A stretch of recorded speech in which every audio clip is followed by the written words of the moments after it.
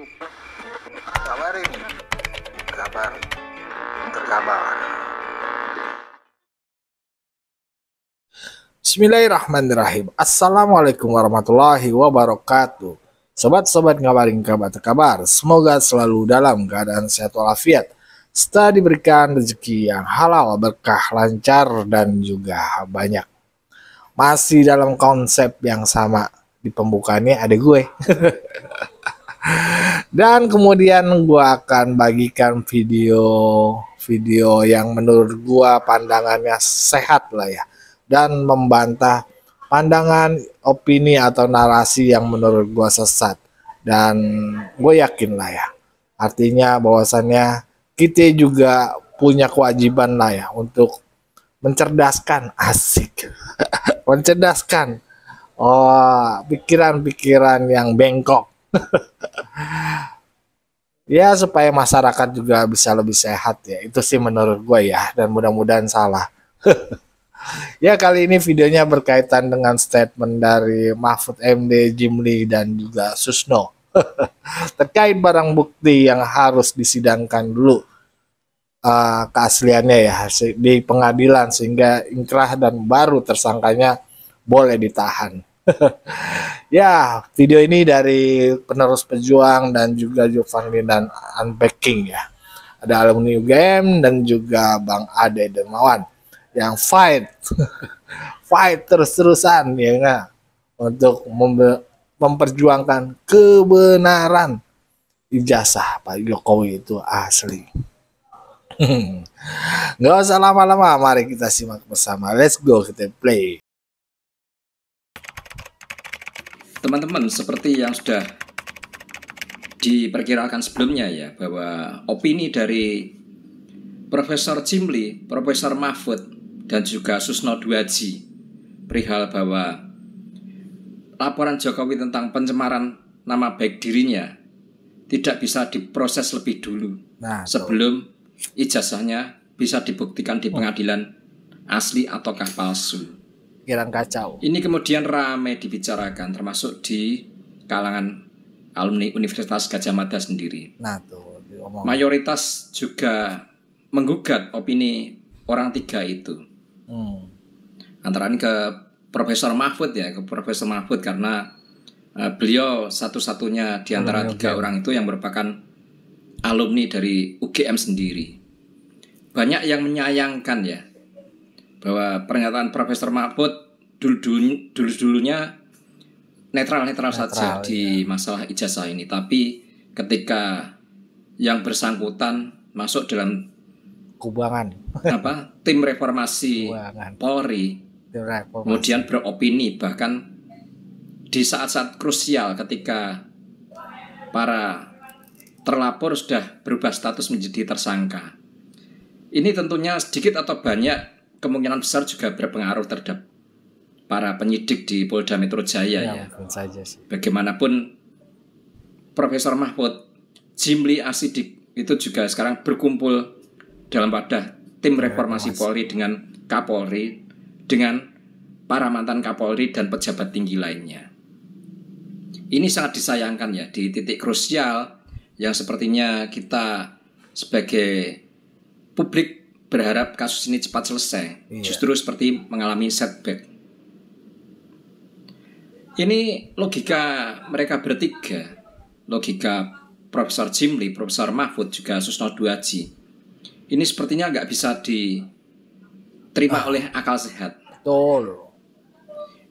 Ini tidak boleh hanya dipakai untuk kasus ini saja, tapi pernyataan mereka bagaimana bila kemudian diterapkan ke perkara lainnya yang lebih umum di semua perkara.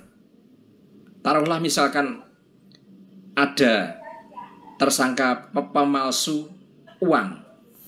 Iya, betul. Sesuai dengan pernyataan mereka bertiga, tersangka pemalsu itu tidak boleh dijadikan pesakitan sebelum ada keputusan pengadilan yang memutuskan secara ingkrah apakah benar-benar uang yang dibikin dia itu atau yang dipegang dia itu palsu atau akah asli.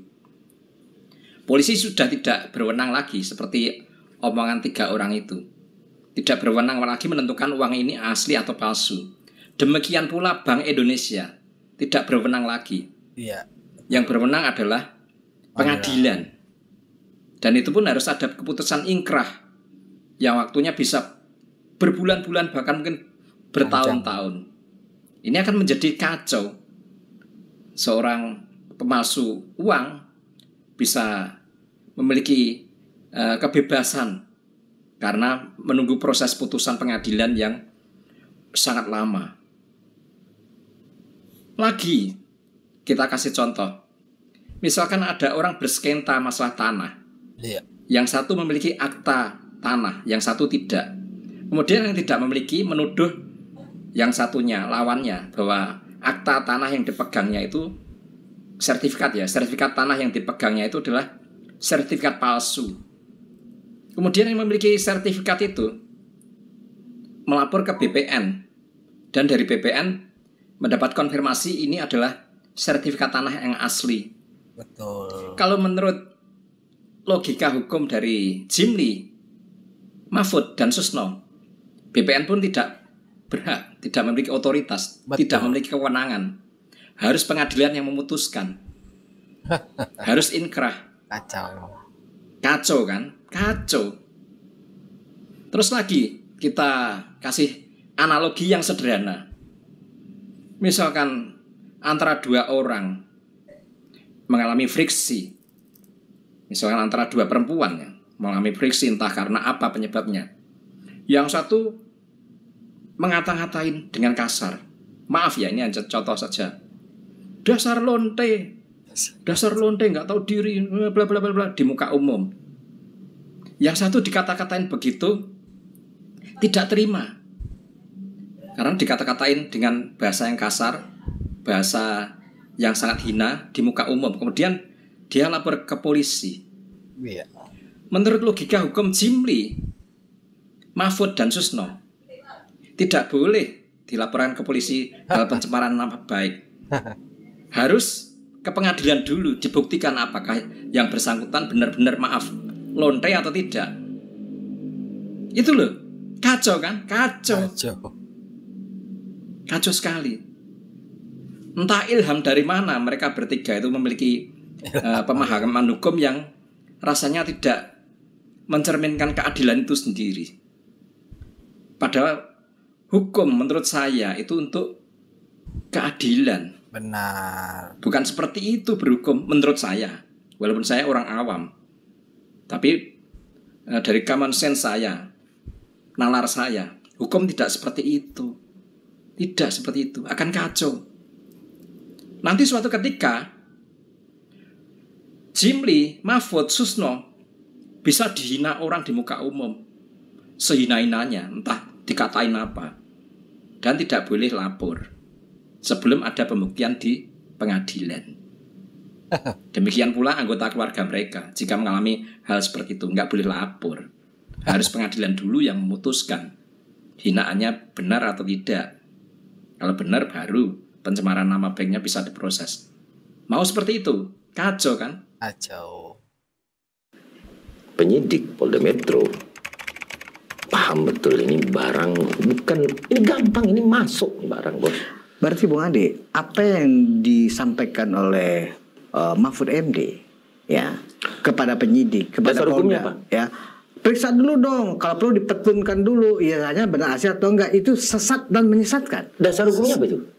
Diatur di KUHP enggak terkait pembuktian dan penahanan dan serta pelaksanaan penyidikan lidik sidik?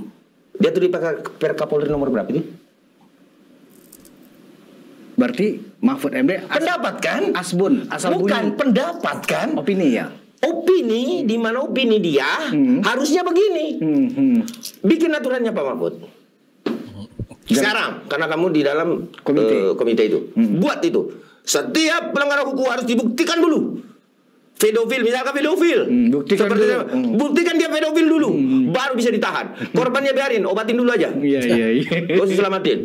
Itu kan, itu Itu kan yang diinginkan saudara Mahfud MD. Termasuk juga kasus pembunuhan. Ya. Buktikan dulu dia membunuh. Kita pengen lihat benar nggak dibunuh. Benar nggak dibunuh? Gila kali. Bagaimana pembunuhannya? Iya. Jangan ditahan dulu.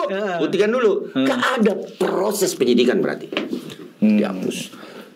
Berarti sepakat banyak yang bodoh saya atau saya katakanlah saya bodoh nih. Ya, saya nggak bisa mengartikulasikan apa maksud dan tujuan Pak Mahfud MD, dan ditambah tadi malam saya tampil di salah satu stasiun TV, begitu pula ngomongnya. Tambah kacau Republik sudah.